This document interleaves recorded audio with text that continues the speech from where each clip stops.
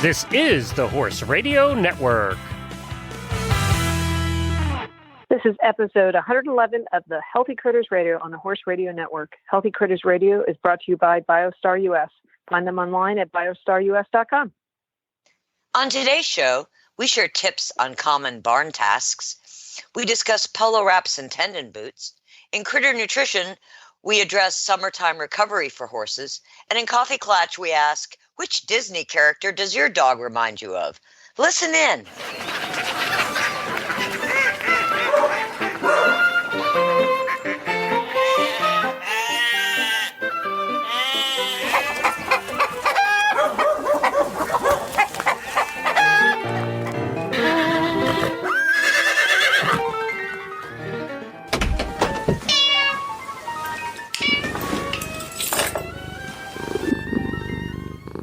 I'm Tigger. I'm Patty. And I am producer Jen, and thanks for tuning in to Healthy Critters Radio. What have you ladies been up to in the past few weeks since we've chatted last? You're up first, Tigger.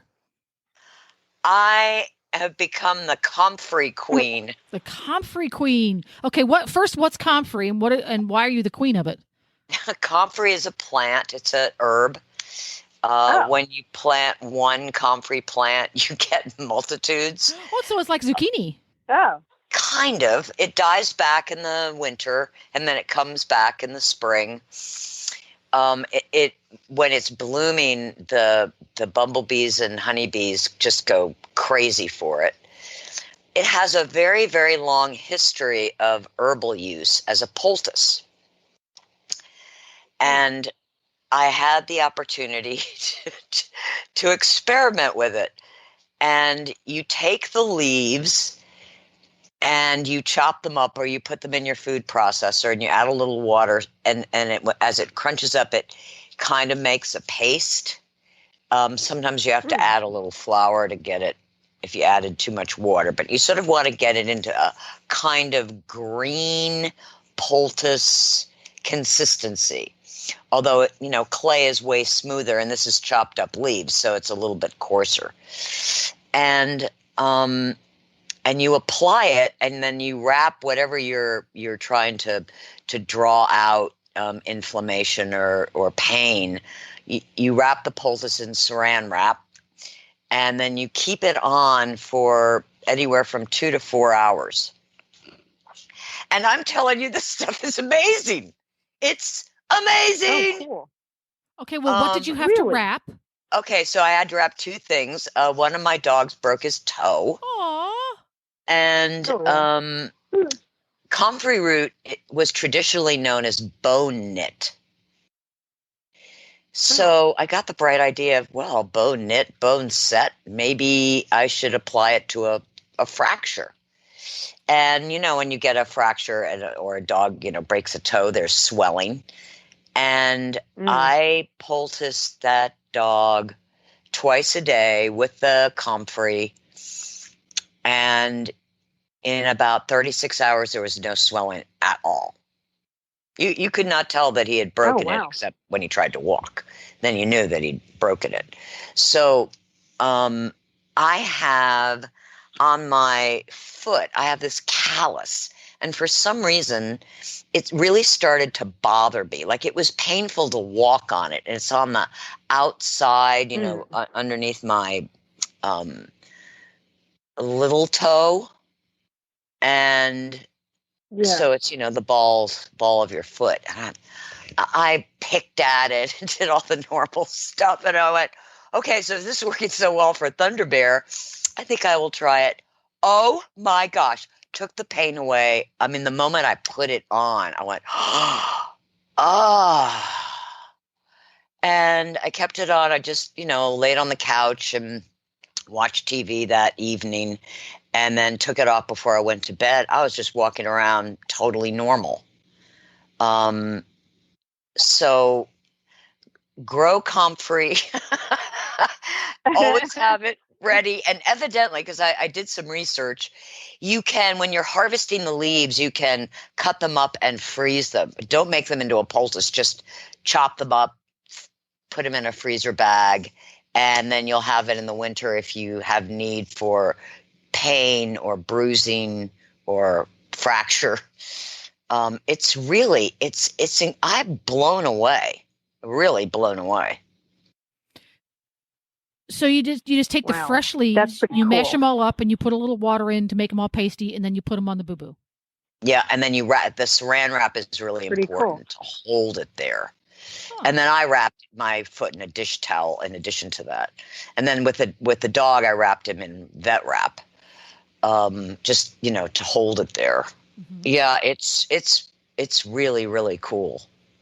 And then when you're done, you can put it in your compost. Well, there you go, of course. Multi-useful. Have you ever used comfrey for anything besides tea, Patty? No. Have you ever had comfrey tea? No, I have not. I didn't know what it was until Tigger just said it. I've never heard of it, actually. I don't really drink that much tea, so I'm a coffee person. I knew comfrey was one of those medicinal kind of things that, okay, that plant is useful for things, but that was about the extent of it. I had never heard of a comfrey poultice.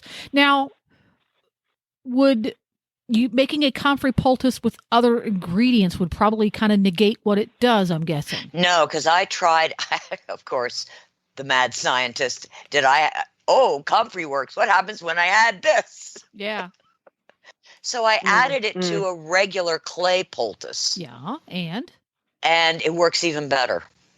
So you can take your regular... Oh, interesting. Yep, so I put the clay on and then the comfrey and then wrapped it in saran wrap, then wrapped my foot the next night. Now, did you smush the two together, or was it more like a lasagna? It's more like a lasagna. So the thing that smushes it is the saran wrap. Okay, so you have a poultice lasagna. Yeah. Well, there you go. There's an image for you, folks. Yeah. There you that's go. So funny. There you go. So cool. Tigger has been experimenting with herbs and broken toes. Patty, what have you been up to since we chatted last? Well, I actually we got back to our first horse show. Actually, which just this past weekend. Yeah. And there was a lot of, it's interesting because there was facility requirements along with the USEF requirements. So that was interesting, the things to see, like how strict they were going to be. You had to wear your mask. You did not have to wear it when you were riding, obviously. I mean, there's no way you couldn't choose that people would drop. You could if you wanted, but that you'd be dropping like flies. But they had you weren't allowed to put up curtains. They didn't want you congregating, in the aisleway with other people and whatnot. And they stayed. I wouldn't say it was strict, but they definitely, if you were walking and didn't have a mask on, they would, kind of get after you a little bit, politely. But it was good. So it was good. It was really nice to kind of get back to normal. And, of course, it's not fun wearing the mask, but we were so grateful to be able to show. So that was good. Now, the weird thing is, so they put plexiglass up between the judge and the scribe.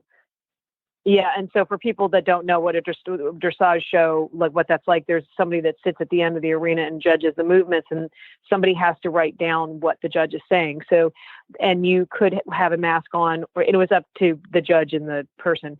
And one of my dear friends always, because having a mask on and being behind or on the other side of the plexiglass, you just couldn't hear, and things come up quickly. So the judge and the scribe did end up backing up, so they could hear each other. But they were trying to not have a lot of contact.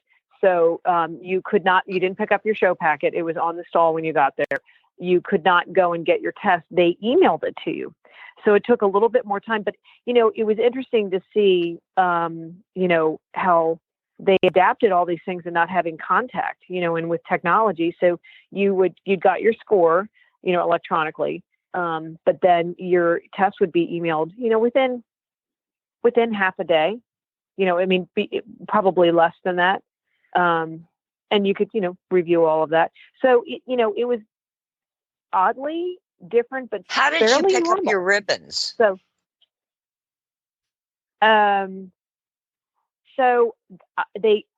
that's a good question. I guess what they put the ribbons at the end of your aisleway with your name on it, so that they would just leave them and then you could go pick them up without And having where like did direct contact. where did they post all the scores?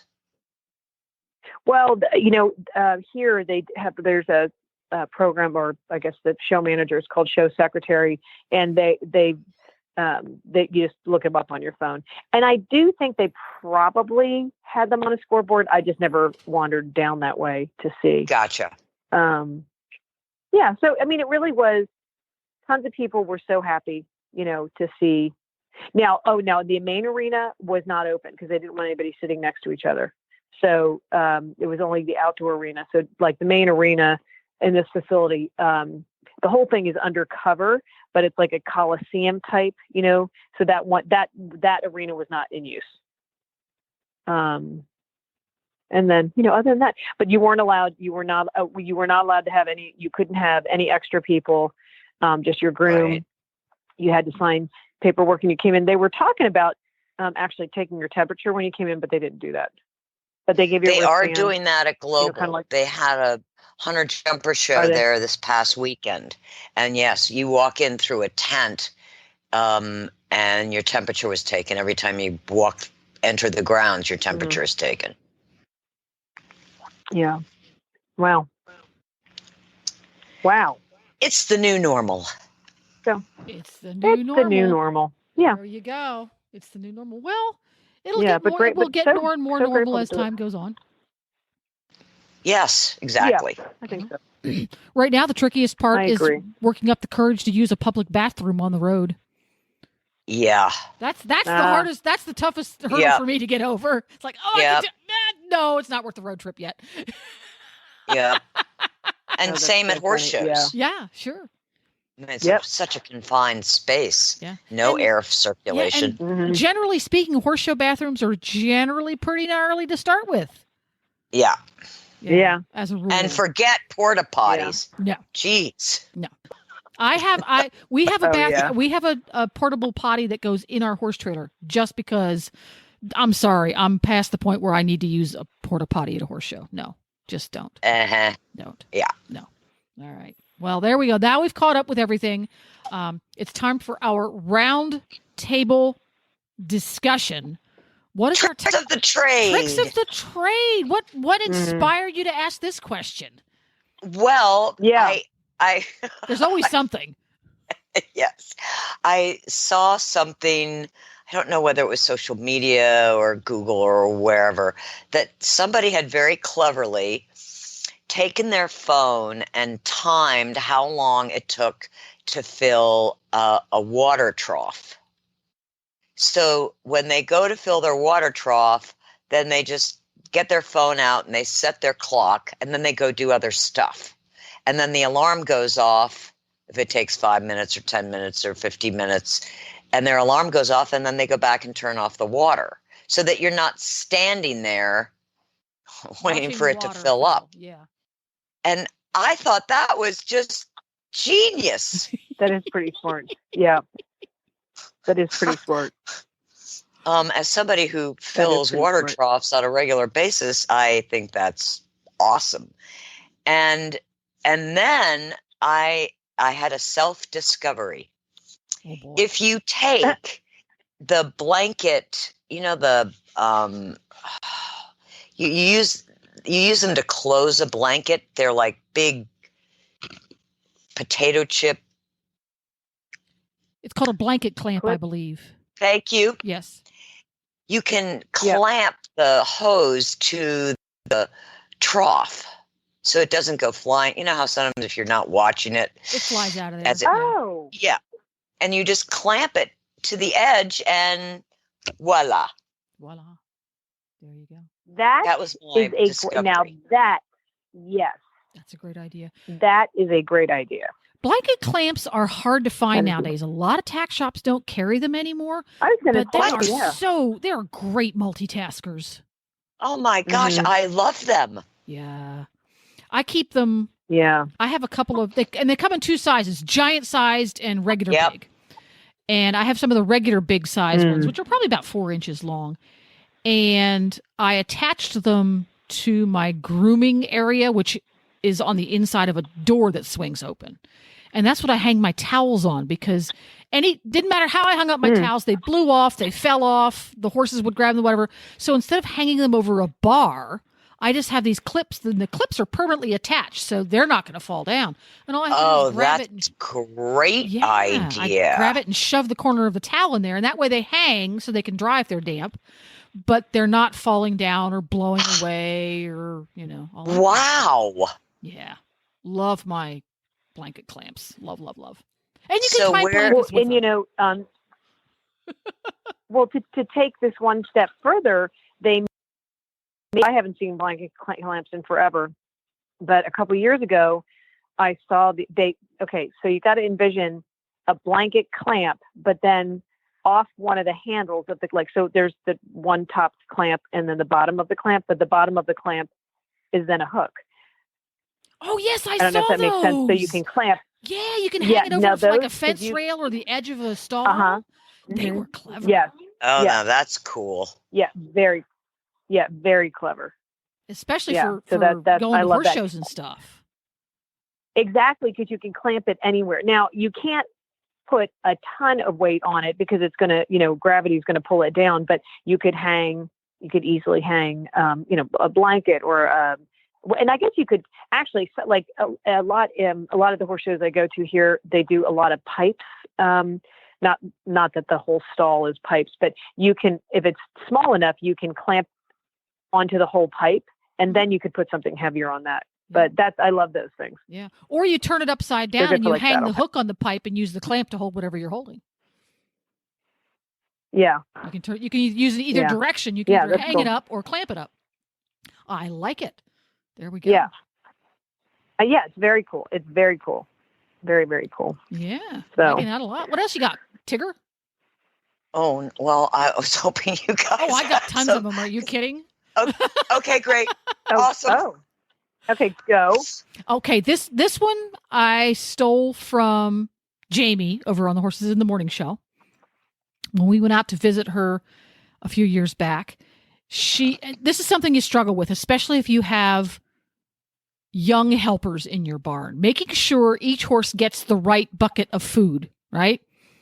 And you write the name on the bucket, or you put a piece of tape on the bucket, the little pail that you put their feed in. And invariably the piece of tape falls off, or the magic marker wears off, or whatever. And that's a pain in the butt. Well, what she did is she got color coordinated buckets. So the horse's feed bucket was the same color as the little pail that his feed came in.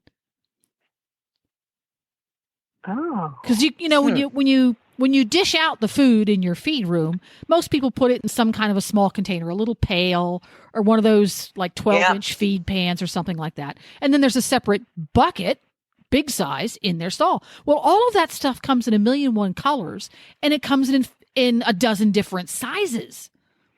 So you just get the same color. So Lightning over there, his little feed pail is yellow, and his feed bucket in his stall is yellow too. So when you feed him, you just get the yellow one and you pour it in the yellow one. That does make it easy. Yeah, that makes a lot of sense. I was a little embarrassed that I'd never thought of that. Like, dang, that's a great idea. And if you don't want to spend extra money on color coordinated buckets, an easy fix for that, and this is also a fun project to do if you've got folks around the barn that love projects, is either paint the exterior of the bucket or paint a stripe around the exterior of the bucket. Yeah, I was thinking of getting a tape, different colored tape. You can use duct tape. Yeah. I was going to say, I did used to do different tape. Yeah, okay. Yeah, but the trick there is you have to put the entire circumference, otherwise it falls off. Or like if you're doing a flatter pan, you really want to paint that entire exterior circumference so that it's obvious. The whole point is so that it's permanent and you don't have to go looking. One of the things that we used to do a lot was we just take little scraps of paper and you put the horse's name on it and drop it in the bucket. Well, nowadays everybody feeds liquid something in there. And so that's never going to work again. That's old school now. But that was one of the things we did that Jamie did. And that's a good one. Yeah. On the making feeding more efficient, because it always seems like, oh God, you got to do this every morning. It just seems so inefficient. When I worked up at Myopia in Massachusetts. When the barn was full, there was plus or minus 40 horses in it. So feeding was a project. There was one feed room. So you had to make quite the circuit. And what we did, instead of using a separate little pail for each horse's feed, their feed was divvied out directly into the feed pan. And we just had the inexpensive little flat rubber ones, like $6 a piece or something, because we had to have a lot of them. So the feed was divvied out and it was stacked into the cart. And we just did it in the same orders that we would get to the stalls. And it worked pretty well because we had hired help. We didn't have volunteers who didn't know what was going on. And what we did is you drop it in there and you get to the end and you went and did whatever other chores. And then when you went back and you grabbed the cart, which stayed at the far end, and you just pick up all the empty ones on the way back, and you drove the cart, which was one of those big garden carts, and you just drove it straight into the wash rack, tossed all the buckets on the ground, and rinsed them out, and stacked them back up again. And you were ready for the next feeding. It was awesome. Wow. That is efficient. awesome. Yeah. That's cool. Because I had never, before I worked up there, I had never used the feed pans on the floor. We had always hung them up. Mm-hmm. And when I oh yeah, when I started working up there and going, oh, we just throw them on the floor. Like, oh, that's brilliant. Let's try that. And they're rubber, so that if they step on them, so what? Yeah. Right. And it was really easy to wash them out. Just they were done with their feed. Nothing stuck to them because they were still damp from being licked to death. Yeah, that was one of my faves. So what about you, Patty? You got some good ones? Well, one thing that I think is kind of cool, and when you have a lot of different horses, I've done 1,000 different things. Of like when I was in Virginia, I had these small clipboards with every horse's name on it and all their supplements, like what they ate, what they were eating. Or I've also done a large chalkboard, which is can be good, but it's also going to be hard. Or a whiteboard.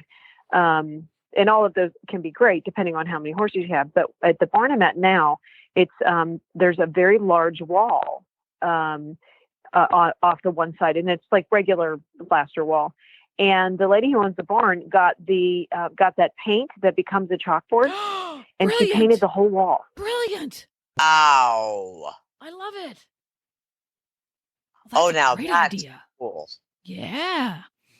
And if you leave the lower 3 feet of it empty without anything important on it, small children who come to the barn can entertain themselves with some chalk.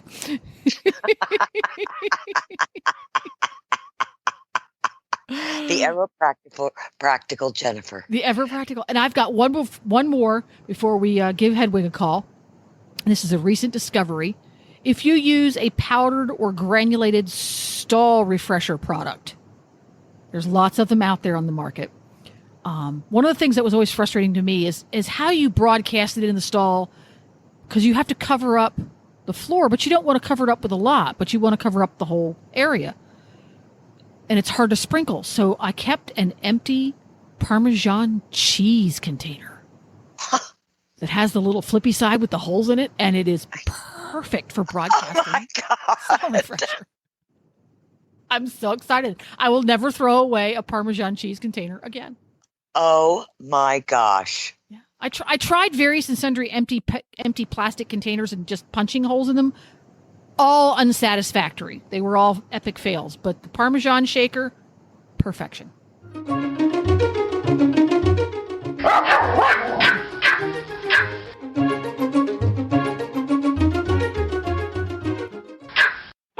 Hi, Hetty. And Jennifer. Now that things are starting to open back up, do you and your sisters and brother, what are you most excited for now that things are a little bit more opening? Well, horse shows is not the answer. Oh. Yes, that's why ask definitely you, not your servant? Yeah, okay. She's not, no, we don't ask her questions. She's not qualified. Okay. I mean, I'm personally looking forward to the opening of more ice cream shops because there's only been one, and I really like ice cream. Other things. To be honest, Our lives have been pretty great. They have been. Yeah, the human doesn't leave. Okay. In fact, Yeah, she's so kind that of means annoying. 24/7 servant. Yes. And when she does leave, we go with her. Even Well, better. that's nice. Yeah, I mean, it's been slightly tedious spending so much time with her, but I'm sure she's grateful. I'm sure she is too. I'm sure she But is soon too. she'll be going to horse shows. Now, we're going to do it a different way this year. Oh. How's that? Yeah. Well, we're thinking maybe just she goes and gets infected, and then she might die, but we'll be fine. Yeah, you won't have anybody taking care of you, Hedwig. I will Right. have Other, Oh, you have? Oh, yes, of course. because Other is not going to the shows. Ah. So you'll stay Oh. home and your servant will go to the shows and come home right away every time. She will not go and stay there. She will have to come Aha. home. Gotcha. Well, I'm glad you Well, can stay home for okay. the summer. Do you get to swim in a pool or anything? No, we don't go to the pool. We sometimes wade around in puddles to get extremely muddy. Well, maybe We your like to servant be can muddy. get you a little kiddie pool, and you can put it outside and you can swim around. Okay, I'm taking a So note thank to you, get no. Hedwig needs a floaty vest for Christmas. I'm writing that down. Okay. Yeah, Thank you very much for your Yep. time, Hedwig. We appreciate it, and we're glad that you're in such a better mood now that the restrictions are starting to relax a little bit. Yeah, Ice cream makes the world a safer, better place. it does. True. It Bye, does. Hed. Bye, Hetty. Bye. Bye, Hetty. And now it's time for the breed of the show. And because I didn't have time to make a new bumper, this really isn't the breed of the show, but it is tack item of the show, inspired by one Patty Perucci. What's the deal? It is.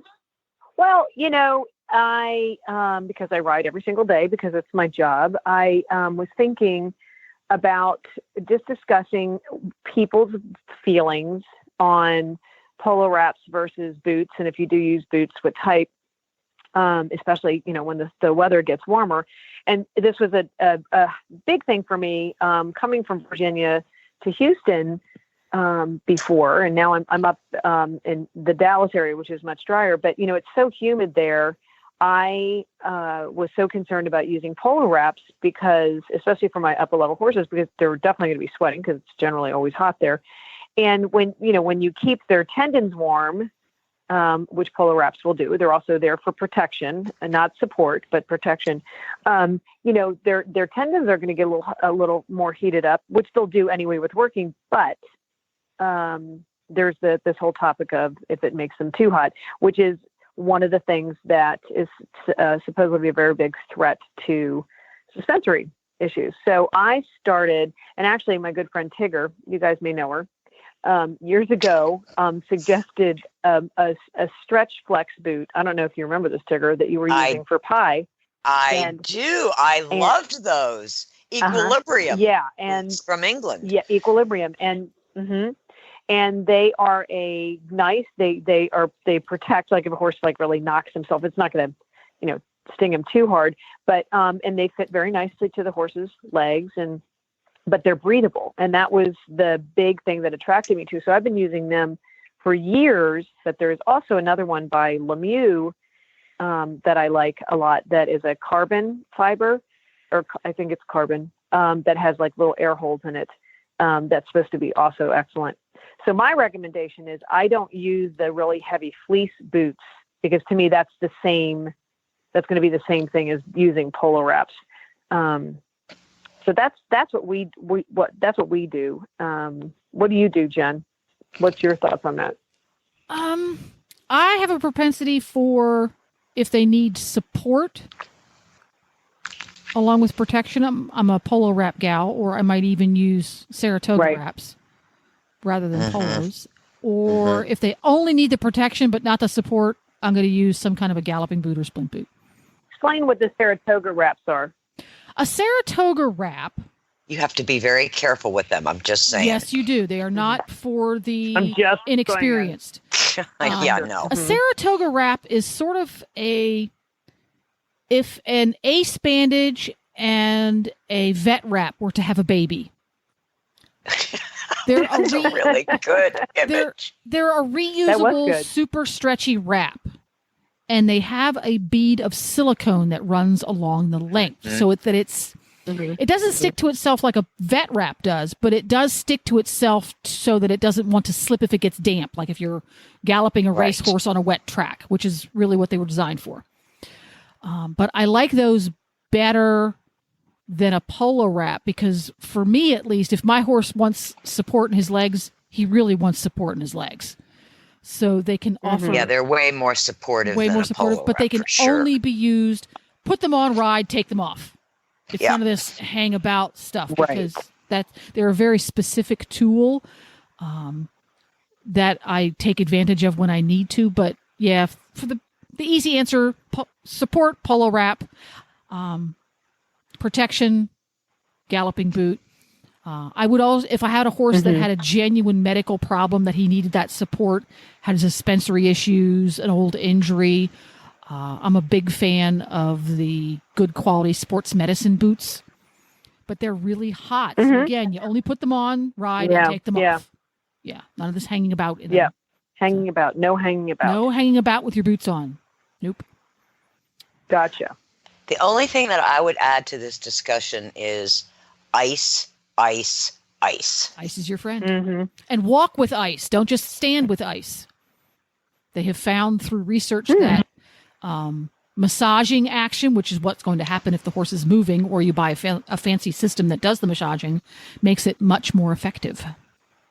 Well, that was the whole idea, I think, behind Whirlpool boots. Exactly. Was it's the movement. to have movement. Yep. Yeah. So if you have a setup where you can have your horse walk with his ice bandages on, or have a system that moves the cold substance around so you get that massaging action, you're going to get more bang for your buck.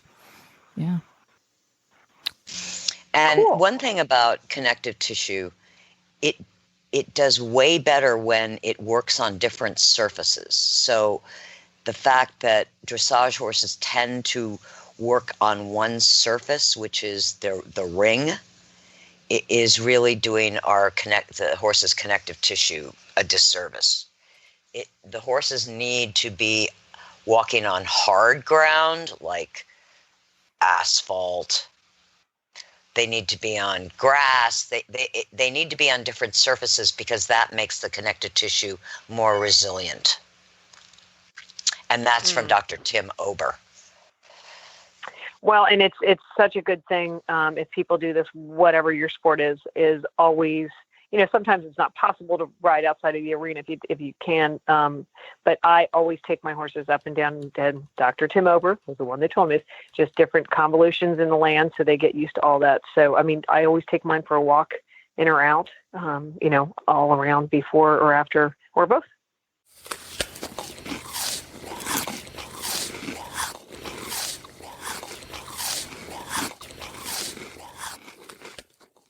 So here we are at Critter Nutrition. The topic today is summertime recovery tips.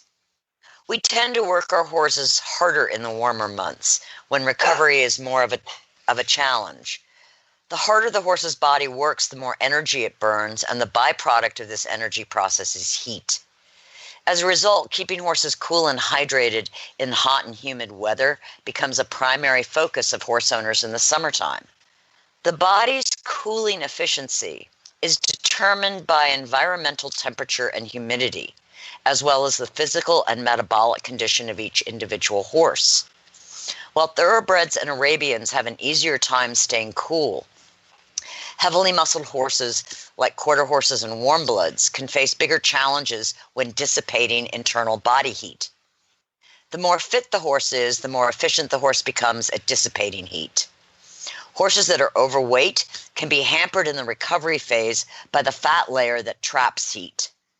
Yet even fit horses, when working in conditions of high heat and humidity, will lose varying percentages of water and electrolytes and can be slow to replace muscle glycogen.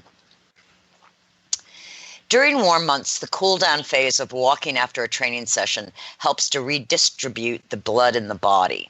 In the cool-down phase, more blood is circulated to the skin, lungs, and organs, and less to the muscles. This helps pull heat out of the horse's muscles and dissipate it through the skin and through the lungs. Walking helps restore the horse's heart rate and other vital signs to a normal range. One of the most important parts of cooling the horse's body with water is the sweat scraping. Water left on the coat, particularly in humid conditions, acts as an insulator. Don't forget to towel dry the legs as well. Additionally, there are many water-based rinses that you can sponge on your horse to ease sore muscles and aid in the cooling process. One of the easiest ingredients to add to water is apple cider vinegar, which provides cooling properties for the skin. It's good practice to check the hydration of your horse with the simple skin pinch test. Pinch a small piece of the skin in the neck or shoulder area. If it stays elevated or tented for as little as 3 seconds, your horse is moderately dehydrated. At 4 seconds or more, your horse is severely dehydrated. Capillary refill time is another good test for hydration. Press a finger to the upper gum for 1 or 2 seconds. When you remove your finger, the normal pink color of the gum should return in 1 or 2 seconds. If it takes longer for the color to return, your horse is probably dehydrated. When horses sweat to cool themselves, they not only lose fluid, but also massive amounts of electrolytes. Muscle recovery and the synthesis of glycogen after exercise is dependent on intracellular water and electrolytes. Horses can't replenish muscle glycogen as quickly as humans do. Electrolytes combined with water provide fast delivery through the oral transmucosal pathway. Oral transmucosal absorption is rapid because of the rich vascular supply to the oral mucosa. Even the respiratory tract provides a large mucosal surface for water, nutrients, and electrolyte absorption. A study conducted at Michigan State University by Hal Schott, DVM, showed that adding electrolytes, particularly salt added to water, helps to maintain the horse's thirst drive. Electrolytes added to feed is a much slower delivery system than electrolytes in paste or added to a bucket of water. Don't depend on a salt lick or salt block for all the electrolyte needs of your horse in hot weather. If your horse is dehydrated, it is especially important not to add electrolytes to the feed. Electrolytes given without water can cause further dehydration. After your horse is cool, provide electrolytes either by paste syringe or in water. Prepare 2 buckets of water, one with the electrolytes, one with plain water. Keep in mind that some horses can develop ulcers to the mouth and stomach from the overuse of electrolytes. Some horses are sensitive to paste-based electrolytes given on an empty stomach unless gastric protection is added to or included with the electrolyte formula. Research has shown that the branched chain amino acids and the essential amino acids fed after exercise can support muscle repair and growth. Alfalfa pellets or cubes are a wonderful post-exercise recovery food because they provide the essential amino acids and the branched chain amino acids. Adding a banana to the alfalfa pellets or cubes helps replenish glycogen and makes a good post-exercise snack. Antioxidants play multiple important roles in recovery. Key antioxidants include vitamin E, vitamin D, beta-carotene, the carotenoids, vitamin C, CoQ10, SOD, selenium, zinc, copper, the flavonoids, the flavanols, quercetin, and glutathione. Antioxidants can limit the effects of oxidative stress and can assist in quicker recovery time after exercise, competition, or encountering the effects of environmental stressors. Antioxidants can also help reduce muscle damage from training, thereby lessening stiffness and soreness. Many whole foods for horses contain antioxidants and or support the body's production of antioxidants. Some examples of this are spirulina, astaxanthin, turmeric, kelp, medicinal mushrooms, peppermint, cinnamon, alfalfa, almonds, watermelon, papaya, mangoes, pumpkin seeds, sunflower seeds, apples, carrots, bananas, rice bran, chia, and fresh forage. If you're looking for supplements for recovery, BioStar has a complete line of electrolytes and recovery formulas. So please go to biostarus.com and take a look at our variety of recovery formulas for horses. Real horses and real dogs are healthier, perform better, and recover more quickly on real food. That's why BioStar empowers horse and canine owners with 100% whole food nutrition, supplements, and feeding programs. BioStar products are made at their own certified non-GMO facility in Gordonsville, Virginia, using real food ingredients that are raw, freeze-dried, or dehydrated, never cooked, and are free from artificial flavors, colors, soy, corn, wheat, and molasses. The BioStar product line includes a wide range of whole food, horse and dog supplements, treats, and unique artisan poultices that embrace the ancient and traditional uses of clay and plants. Visit biostarus.com today and learn about whole foods and canine and equine nutrition so you can make the best decisions about the care and health of your horses and dogs. That's biostarus.com. Whole food nutrition the way nature intended.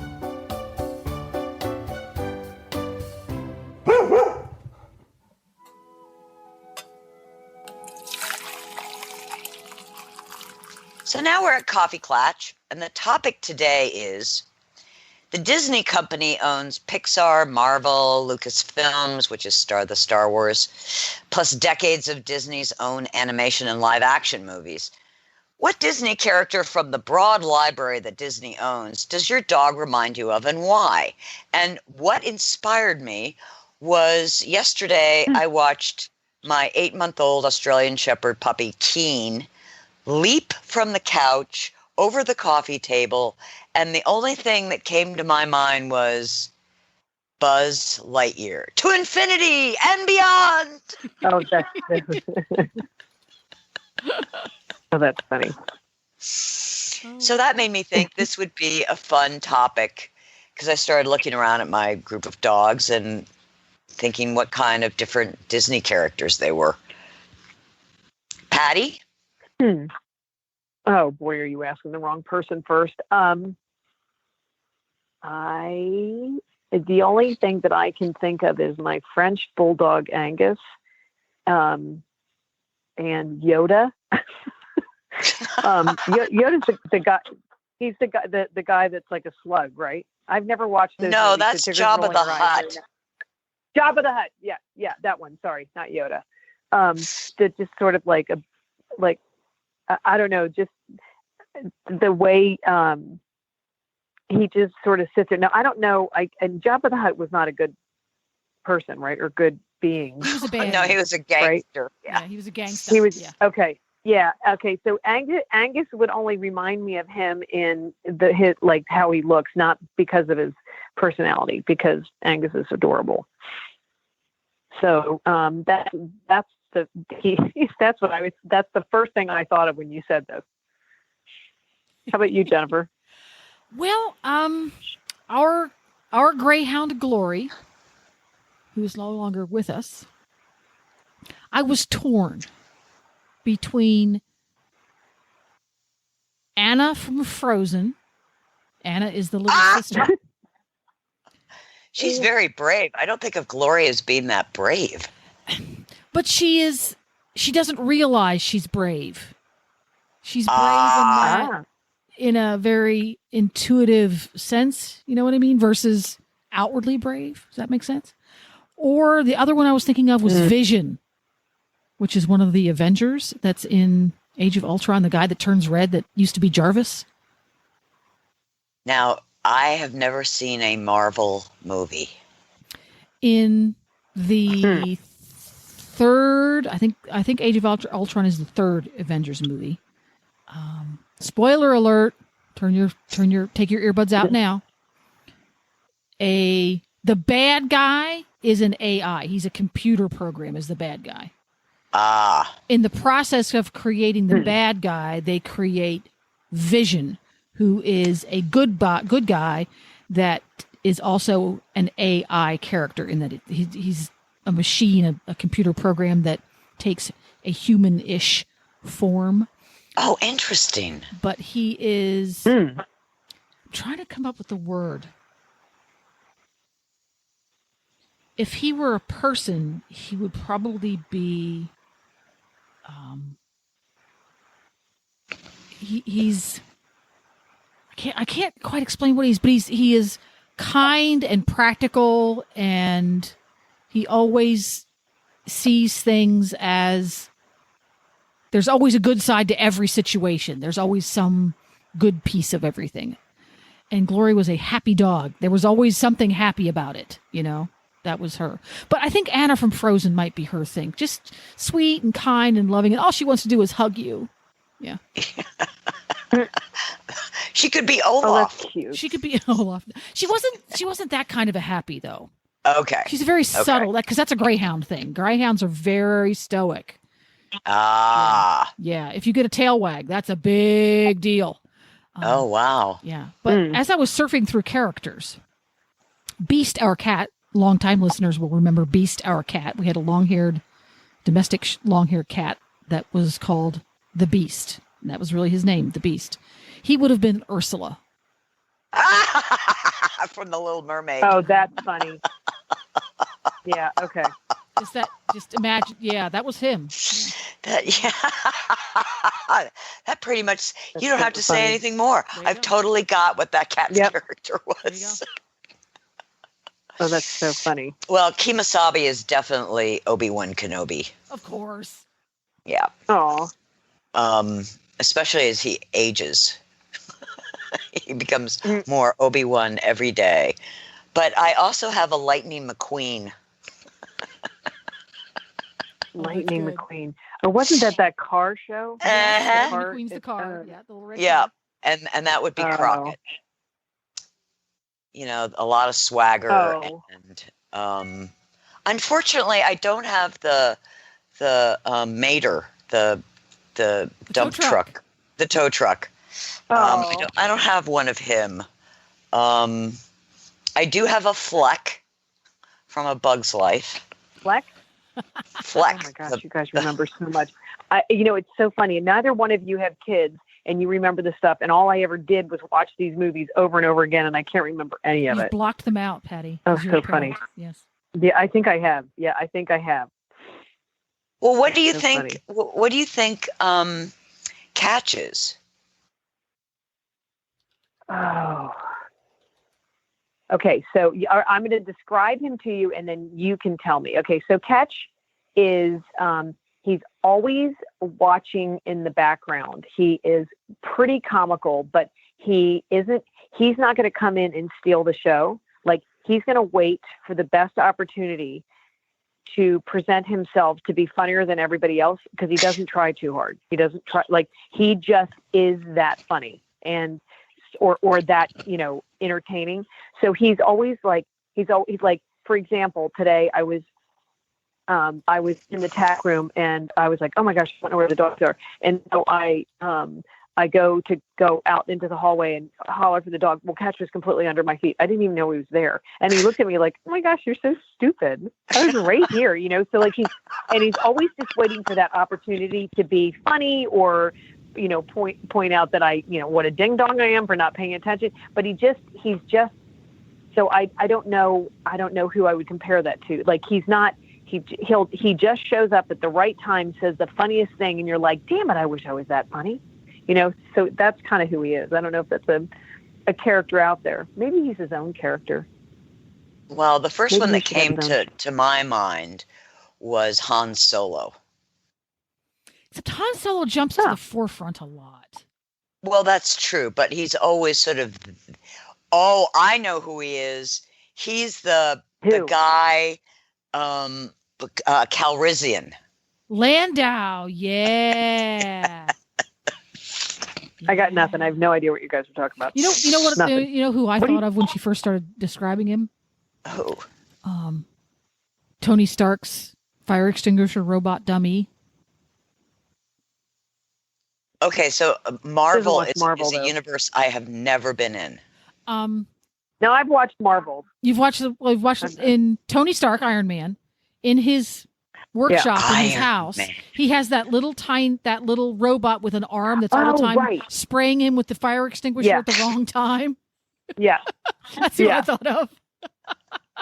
Okay, that's actually okay. I would agree with that because that's sort of like he's I think that's a good example. Okay, he's funny. So, it's not because he tries to be funny. He's just funny. See, and that's Catch. It's not Catch is not sitting back going, I'm going to wait because I'm going to be so funny. He just is funny. He just is. He's funny. just got to. He's just funny. Yeah. Yep. He's just funny. There we go. Well, that was fun. I encourage you to our listeners to think about what character your dog reminds you of and share it with us on our Facebook page, Healthy Critters Radio, or on our webpage, healthycrittersradio.com, or drop us a line on a postcard. That's right. Where can they send that postcard? BioStar US, 1 Cleveland Street, Gordonsville, Virginia, 22942. And if you have questions about electrolytes, the proper use of, you can. And hydration, proper use really of. Important stuff. Because when it can go wrong and go really, really wrong, you can always contact the folks at BioStar. If you go to biostarus.com, the phone number's right there. Yep. Thanks for listening, everyone, and thanks to our sponsor, BioStar US. You can find them online at biostarus.com. Get the Horse Radio Network phone app on iOS or Android by searching for Horse Radio Network in the App Store. It's free and easy to use. For details about today's show, go to healthycrittersradio.com, where you can find links, photos, and more information about our guests. As always, we love your feedback. Please follow us on Facebook under Healthy Critters Radio. Be sure to visit all the great shows on Horse Radio Network at horseradionetwork.com. Love your dog. Hug your horse. Feed your chickens. Clean your litter box. Dance with your goat. Slither with your snake. Howl with the moon. Hang with your hamster. Party with your parrot. Waddle with your walrus. Out with your otter. Cuddle your cows. Rap with your raptor. Go chicken with your chipmunks. Forgive your fox. While hedging with your hog. We also recommend that you rack with your raccoon. Gyrate with your giraffe. Meditate with a meerkat. Uber with your orangutan. Facebook with your flamingo. Ponder with your panda. Walk with your Wookiee. Yawn with your yak. Twitter with your toucan. Go ring with your reindeer. Dropbox your dragon.